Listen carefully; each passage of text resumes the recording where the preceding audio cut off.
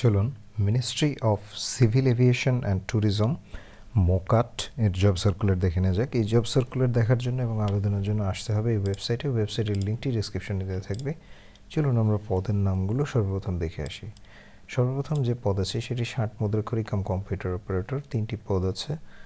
বয়স 18 থেকে 30 বছর, যোগ্যতা স্নাতক বা সমমানের ডিগ্রি এবং 60 লিপি এবং কম্পিউটার টাইপিং স্পিড সহ computer word processing, email, fax পরিচালনার দক্ষতা ও অভিজ্ঞতা থাকতে হবে।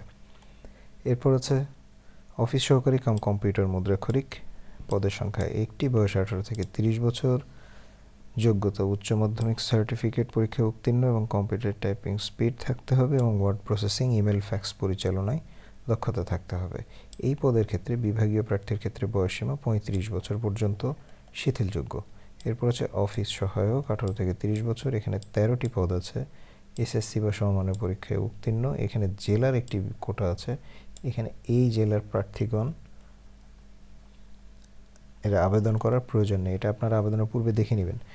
1 ও 2 নং পদের জন্য এখানে দেখুন যে জেলাগুলো দেওয়া আছে, এই জেলার প্রার্থীগণ আবেদন করতে পারবেন না।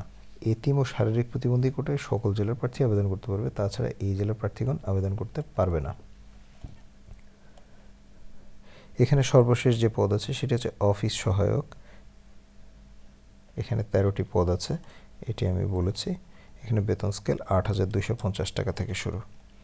আবেদনের জন্য আসতে হবে এই ওয়েবসাইটে mocat অর্থাৎ mocat.teletalk.com.bd, এখানে এসে আবেদন করতে হবে এবং আবেদনের সময়সীমা জানিয়ে দিচ্ছি। আবেদন করার শেষ তারিখ 15/12/2019 বিকাল 5টা, অর্থাৎ 15ই ডিসেম্বর 2019 বিকাল 5টা পর্যন্ত আবেদন করা যাবে।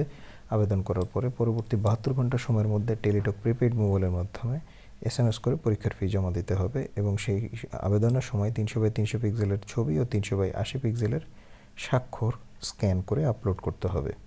এবার জানিয়ে দিচ্ছি আবেদনের ফি। 1 ও 2 নং পদের জন্য আবেদনের ফি 100 টাকা, মোট 112 টাকা টেলিটকের সার্ভিস চার্জ সহ, এবং 3 নং ক্রমিকের জন্য মোট 56 টাকা 72 ঘন্টার মধ্যে জমা দিতে হবে।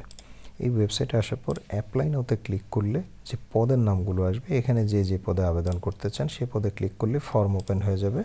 এরপর আপনারা ফর্ম ফিল আপ করে সাবমিট করে ছবি আপলোড করে জমা দিতে পারবেন, তারপরে পরীক্ষার ফি দিতে পারবেন। তো আজ এ পর্যন্তই।